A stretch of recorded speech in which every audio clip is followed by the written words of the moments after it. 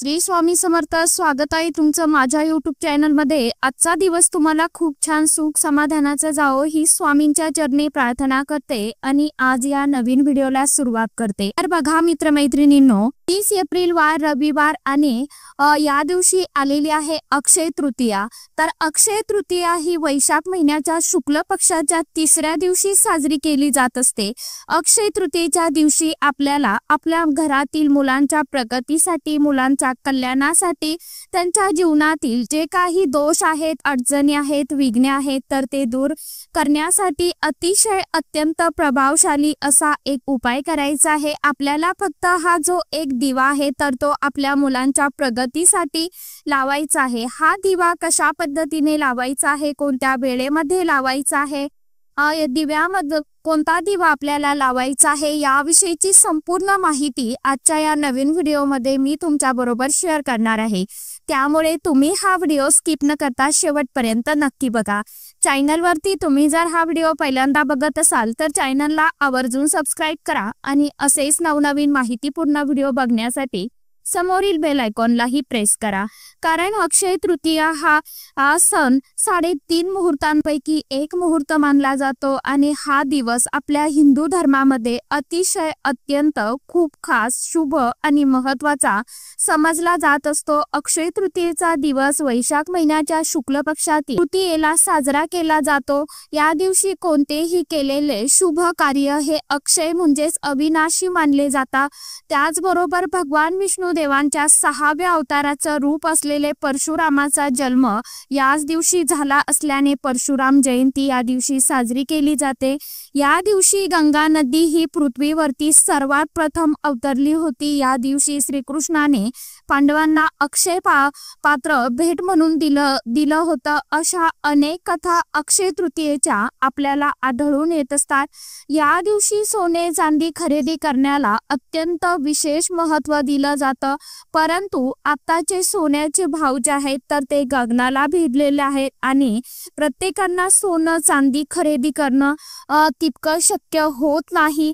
त्यामुळे काही विशिष्ट वस्तूंची खरेदी आपण नक्कीच करू शकता। त्याचप्रमाणे या दिवशी तुम्ही वास्तुशांती, गृहप्रवेश करू शकता, नवीन गाडी घेऊ शकता, अनेक गोष्टी तुम्ही या दिवशी खरेदी करून आणू शकता घरामध्ये। आपल्या आजूबाजूला जर कुठे गोरगरीब राहत असेल, त्यांना खरंच गरज असेल तर त्यांना तुम्ही अन्नदान देऊ शकता, वस्त्रदान करू शकता, पैशांचं दान करू शकता, गरजू व्यक्तींना वस्तूंचं दान करू शकता, पक्ष्यांना देखील अन्न धान्य खाऊ घालू शकता। अक्षय तृतीया ही देवी माता लक्ष्मी आणि भगवान विष्णू देवांच्या पूजेसाठी अतिशय अत्यंत पवित्र अशी तिथी मानली जाते। या दिवशी देवी लक्ष्मी ही आपल्याला सुख, शांती, समृद्धी, धनधान्य प्रदान करत असते आणि आपल्या मुलांच्या आयुष्यामध्ये सुद्धा देवी लक्ष्मीचे आणि भगवान विष्णू देवांचा अखंड स्वरूपात नेहमी कृपा आशीर्वाद त्यांच्या पाठीशी राहावा, त्यांना मिळावा। अक्षय तृतीयेच्या दिवशी आपल्या मुलांना सुद्धा आपल्या पूर्वजांचा आशीर्वाद मिळावा। त्यांच्या आयुष्यातील जी काही अडचणी, अडथळे, संकटे, दुःख आहेत तर ते दूर व्हावे यासाठी अतिशय प्रभावशाली असा हा एक दिवा जो आहे तर तो आपल्याला आवर्जून लावायचा आहे।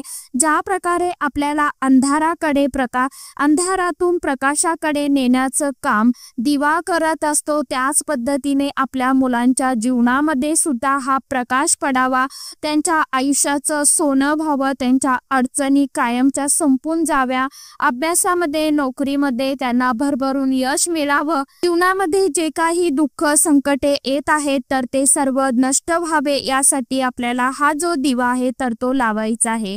हा दिवा कसा लावायचा आहे तर बघा, अक्षय तृतीयेला कोणत्या वेळेमध्ये लावायचा, दिव्यामध्ये कोणतं तेल घालायचं आहे याविषयीची संपूर्ण माहिती आजच्या या नवीन व्हिडिओमध्ये मी तुमच्या बरोबर शेअर करणार आहे। त्यामुळे तुम्ही हा व्हिडिओ स्किप न करता शेवटपर्यंत नक्की बघा। चॅनलवरती तुम्ही जर हा व्हिडिओ पहिल्यांदा बघत असाल तर चॅनलला आवर्जून सबस्क्राइब करा आणि असेच नवनवीन माहितीपूर्ण व्हिडिओ बघण्यासाठी समोरील बेल आयकॉनलाही प्रेस करा।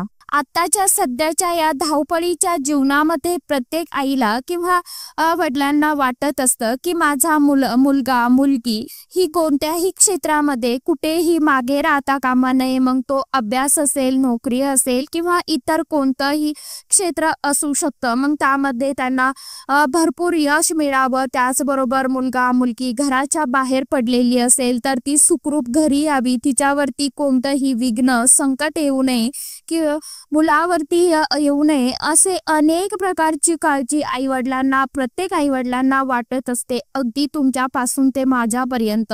आता कधीतरी काय होतं बघा, मुलांना दोषाचा सामना करावा लागतो. मग ही नजरदोष बाहेरच्यांची सुद्धा लागू शकते किंवा घरातल्यांची सुद्धा लागू शकते. त्यामुळं मुलांचा स्वभाव हा चिडचिडा, हट्टी, तापट होतो.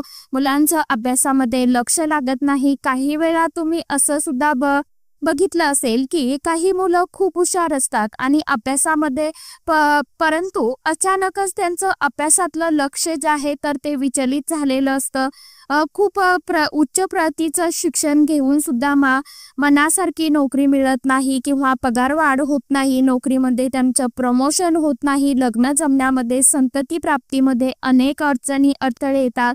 लहानातील लहान मुलं असेल त्यांच्यामध्ये आपल्याला आजारपण जे आहे तर ते सारखं दिसून येत असतं. मुलं वारंवार आजारी पडतात, सतत आजारी पडत असतात, सतत चिडचिडपणा, हट्टीपणा करत असतात, मोठ्यांचं ऐकत नाही, आईवडिलांचं म्हणणं ऐकत नाही.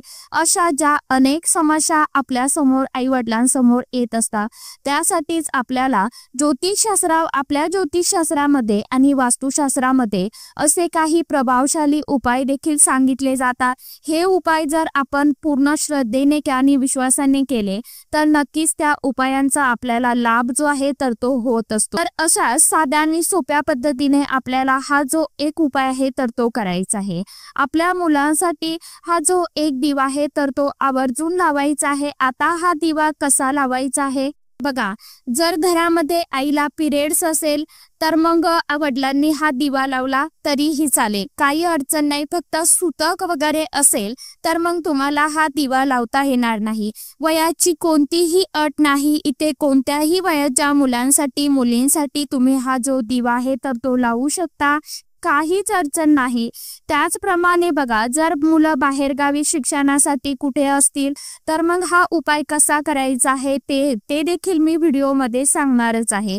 तर आपल्याला हा दिवा तयार करण्यासाठी थोडंसं गव्हाचं जे पीठ आहे तर ते घ्यायचं आहे आणि गव्हाचं पीठ मळत असताना त्यामध्ये तुम्हाला चिमूटभर हळद टाकायची आहे. मीठ जे आहे तर ते टाकायचं नाही. आपल्याला कणिक मळून घ्यायची आहे याची घट्ट, आणि यापासून तुम्हाला थोडासा मोठ्या आकाराचा दिवा जो आहे तर तो तयार करून घ्यायचा आहे. हा दिवा एका प्लेटमध्ये किंवा तामणामध्ये किंवा तुम्हाला पेपरवरती थोडेसे खाली तांदूळ ठेवायचे आहे आणि त्यावरती हा दिवा जो आहे तर तो ठेवायचा आहे. दिवाला 4 मुख जे आहेत तर ती तुम्हाला बनवून घ्यायचे आहे. कारण चारही दिशेने जी काही नकारात्मकता मुलांपर्यंत येत असते तर ती दूर व्हावी, चारही दिशेने मुलांची प्रगती व्हावी, यासाठी 4 मुखी दिवा जो आहे तर तो आपल्याला तयार करून घ्यायचा आहे. या दिव्यामध्ये तुम्हाला जो कलावा असतो, रोवली, रक्षासूत्र, मौली, तर त्या रक्षासूत्राची वात तुम्हाला या दिव्यामध्ये टाकायची आहे. 4 वाती तुम्हाला टाकायच्या आहे, पूर्व, पश्चिम, उत्तर, दक्षिण. त्यानंतर या दिव्यामध्ये तुम्हाला मोहरीचं तेल जे असतं तर ते टाकायचं आहे. मोहरीचं तेल नसेल तर तूप असतं तर असेल तुमच्याकडे तर तूप टाकू शकता, आणि तेही नसेल तर पूजेसाठी तुम्ही जे कोणतं तेल वापरता किंवा घरामध्ये खाण्यासाठी जे कोणतं गोड तेल वापरता तर ते टाकलं तरी देखील चालेल. परंतु शक्यतो करून मोहरीचं तेल जे आहे तर ते टाकण्याचा प्रयत्न करा. त्यानंतर तुम्हाला हा जो दिवा आहे तर तो लावून घ्यायचा आहे. आता हा जो दिवा आपण उपाय जो आहे तर तो तुम्हाला अक्षय तृतीयेच्या दिवशी सकाळी एकतर तुम्ही 11-12 वाजेच्या अगोदर करा किंवा 6 नंतर तुम्ही केला हा उपाय तरीही चालेल। फक्त भर दुपारी तुम्हाला हा उपाय करायचा नाही, या दुपारच्या वेळेमध्ये करू नका। त्यानंतर तुम्हाला आपल्या मुलांना एक आसन टाकायचं आहे, बसण्यासाठी आसनावरती मुलांना बसवायचं आहे आणि मुलांना थोडीशी पिवळी मोहरी जी असते आणि एक तुरटीचा खडा जो आहे तर तो तुम्हाला तुमच्या हातामध्ये घ्यायचा आहे। मुलांच्या डोक्यावरून ही तुरटी, पिवळी मिरी आणि काळी मिरी 3 घ्या, 5 घ्या, फक्त विषम संख्येमध्ये घ्या आणि ह्या आपल्याला ओवाळून घ्यायचा आहे आणि त्या दिव्यामध्ये टाकायचा आहे। हा दिवा जो आहे तर त्या मुलांच्या डोक्यापासून ते पायापर्यंत तुम्हाला 7 वेळा खाली उतरवायचं आहे। यानंतर घराच्या बाहेर जायचं आहे आणि तुम्हाला आजूबाजूला जिथे कुठे व्यवस्थित जागा भेटेल त्या ठिकाणी तुम्हाला हा जो दिवा आहे तर तो नेऊन ठेवायचा आहे। दिवा ठेवत असताना व्यवस्थितपणे ठेवायचा आहे। ज्या वेळेस तुम्ही हा दिवा मुलांच्या डोक्याकडनं पायाकडे उतरवत आहात त्यावेळी माझ्या मुलांच्या आयुष्यातील सर्व अडचणी, दुःख, अडथळे, नजर दोष जे आहेत तर ते संपू दे, त्यांची अभ्यासामध्ये प्रगती होऊ दे, नोकरीमध्ये यश मिळू दे। आपल्याला अशी मनामध्ये प्रार्थना करायची आहे, माता लक्ष्मीला आवाहन करायचं आहे आणि तो दिवा तिथे नेऊन ठेवायचा आहे। शक्यतो करून 1 तास तरी दिवा जळेल, आपल्याला याची प्रत्येकाने काळजी घ्यायची आहे आणि नंतर मग तुम्ही घरामध्ये प्रवेश करू शकता। दिवा शांत झाला की दिव्यातील साहित्य जर जळालेलं नसेल, शिल्लक राहिलेलं असेल तर मग ते निर्माल्यामध्ये टाकून द्यायचं आहे। नंतर तुम्हाला तो दिवा जो आहे तर त्यामध्ये थोडीशी साखर टाकायची आहे आणि हे पीठ तुम्हाला गाईला खाऊ घालायचं आहे। जर आजूबाजूला गाई नसेल तर मग पिंपळाच्या झाडाखाली किंवा एखाद्या कोणत्याही झाडाखाली टाकून देऊ शकता। फक्त कचऱ्यामध्ये कृपा करून हा जो दिवा आहे तर तो टाकू नका, किंवा गच्चीवरती ठेवला तर पशु पक्षी खाऊन घेतील किंवा एखाद्या झाडाखाली ठेवला तरी देखील चालणार आहे। जेव्हा पशु पक्षी प्राणी हे खातील पीठ तितक्या मुलांची प्रगती जी आहे तर ती जास्त वेगाने होईल। तर अशा साध्या आणि सोप्या पद्धतीने आपल्याला हा जो उपाय आहे तर तो अक्षय तृतीयेच्या दिवशी आपल्या मुलांसाठी प्रत्येक आईने हा जो उपाय आहे तर तो करायचा आहे। कारण आपण जितकं दीपदान करू, जितके दिवे लावू तितका आपल्या आयुष्यामध्ये प्रकाशच पडत असतो। आपल्या आयुष्यातील जो काही अंधार आहे तर तो नाहीसा होत असतो आणि आपलं जीवन जे आहे तर ते प्रकाशमय, आनंदमय होत असतं। म्हणून आपल्याला अशा ठराविक तिथींना आपण ज्यावेळी उपाय करतो, सेवा करतो तर त्या सेवेचं फळ जे काही आहे तर ते आपल्याला उशिराने का होईना परंतु ते नक्कीच मिळत असतं। म्हणून तुम्हाला हा जो एक उपाय आहे तर प्रत्येक आईने आपल्या मुलांसाठी आवर्जून करण्याचा प्रयत्न करा। जर तुम्हाला अडचण असेल तर तुमच्या घरामध्ये दुसरं कुणी असेल, काकू असेल, त्या मुलांची आजी असेल, वडील असेल तर त्यांनी हा उपाय केला तरी देखील चालणार आहे। फक्त आपल्याला घरामध्ये पावित्र्य सांभाळून उपाय करायचा आहे। तर चला, अशा साध्या आणि सोप्या पद्धतीने उपाय नक्की करून बघा, सेवा करून बघा।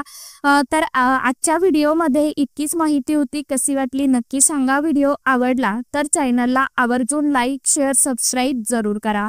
परत भेटूया नवीन माहिती सोबत, नवीन व्हिडिओ सोबत। तोपर्यंत सर्व माझ्या यूट्यूब परिवाराला श्री स्वामी समर्थ।